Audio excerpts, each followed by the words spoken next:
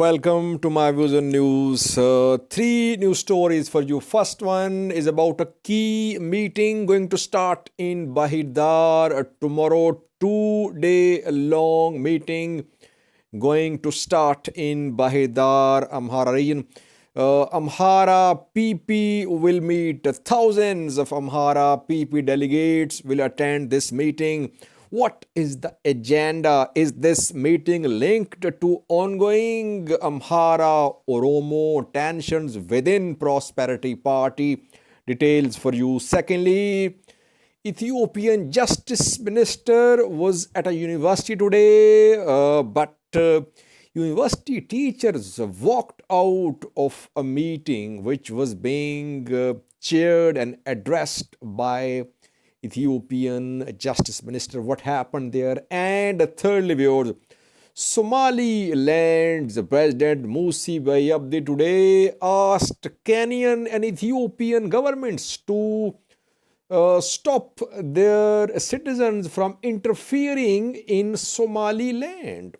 Which Ethiopians and Kenyans are interfering in Somaliland? Obviously, he was speaking on Lassanu, the conflict, where we know that more than a dozen civilians has been killed there. So, which Ethiopian individuals and Kenyans are interfering in Somaliland? Details for you. Firstly, viewers, in some previous videos, we discussed, we shared with you some inside information about meetings held recently in Addis Ababa. Oromia Prosperity Party held a meeting chaired by Adam Farah. Then Amhara PP Party met, chaired by Adam Farah. Yilkal Kifale was there too. And then a joint meeting of Amhara and Oromia PPs was held, chaired by PM Abiy. But even that meeting could not bridge the differences, the gaps between factions, Amhara and Oromo faction within Prosperity Party. The meeting did not end on a good note. Now, a key meeting going to start tomorrow in Bahidar. Amhara Prosperity Party will start a 2-day long meeting in Bahidar tomorrow. More than 2,000 delegates of the party will be in Bahidar. Perhaps more than 3,000. What will be discussed? What we have learned is that the meeting is an attempt to damage control, to control the damage, which we have seen between Oromo Amhara groups within Prosperity Party. The rift being seen between Oromo and Amhara factions could travel down towards the lower ranks of the party. That is why an effort is being made to keep Amhara PP united, because this split could lead to pressure upon Amhara PP leadership as well. That is why Amhara PP leadership wants to take lower ranks into confidence about ongoing issues with Oromo Prosperity Party officials. Secondly, I think that Raya and Volkayet's issue will be discussed. Amhara PP could take a position on these two main issues. Idea of referendum is being floated in Raya and Volkayet, though not officially announced by the government. Government's position is that issue will be decided according to Ethiopian constitution. But we know that it is being said that 6 districts from Raya, local administration could write a letter to Ethiopian House of Federation and a referendum could be requested in Raya. So, referendum is in the news. Amhara PP will hold deliberations to take a position on this issue, key issue between Tigray and Amhara regions. Thirdly, closure of Amhara to Addis Ababa roads Wollo to Addis Ababa, Gajam to Addis Ababa roads are closed by Oromia forces, and sometimes ethnic Amharas complain that they are being returned from Oromia. They are not allowed to enter Addis Ababa. Issue will be discussed. And fourthly, hoisting of Oromia flag, singing of Oromia anthem at Addis Ababa schools will also be discussed. And another issue which will be discussed is how to tackle hardliner Amharas. Hardliner Amharas in PP and outside PP as well, how to handle them. And Fano, imprisonment of Fano fighters, imprisonment of Fano supporters, activists, journalists will also come under discussion.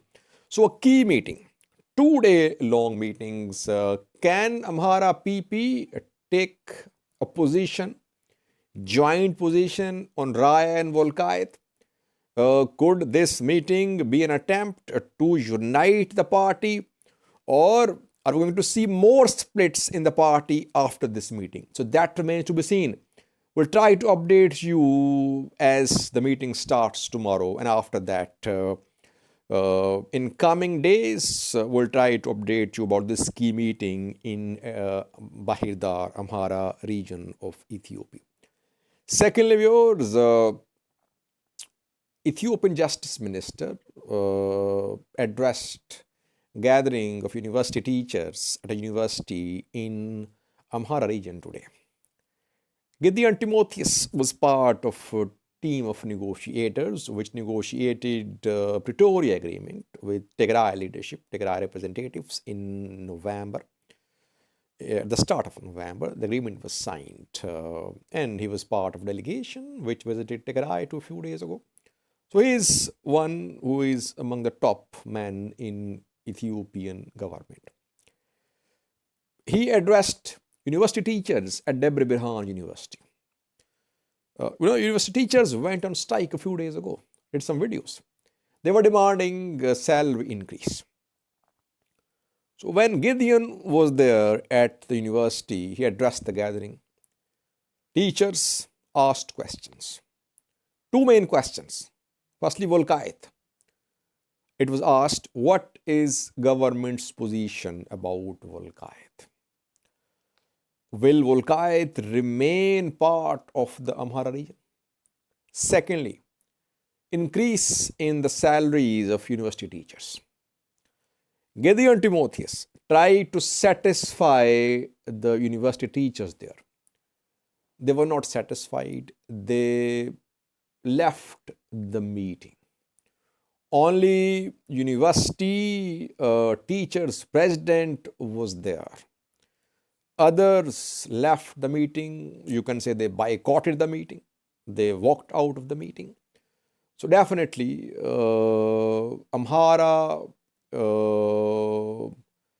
region-based groups are raising the question about future status of Volkayat, which could be a serious issue, a hard nut to crack for Ethiopian federal government.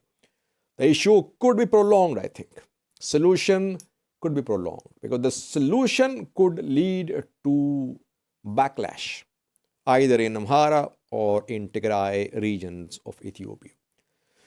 Thirdly, the Somaliland's president today officially accused citizens from Ethiopia and Kenya of interfering in Somaliland.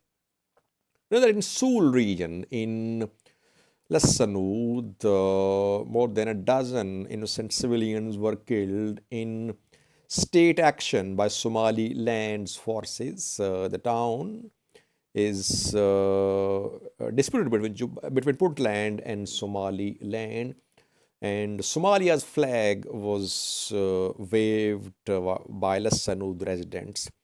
And then we saw statements from some individuals supporting the people of Lassanud. Musibay Abdi is Somaliland's president. And today he said that his government was trying to resolve the conflict in Lassanud. And he warned individuals from Ethiopia and Kenya that they should not interfere in Somaliland. And he asked the governments, Kenyan and Ethiopian governments, to ensure that the individuals from these countries do not interfere in Somaliland. Who is interfering in Somaliland from Ethiopia and from Kenya?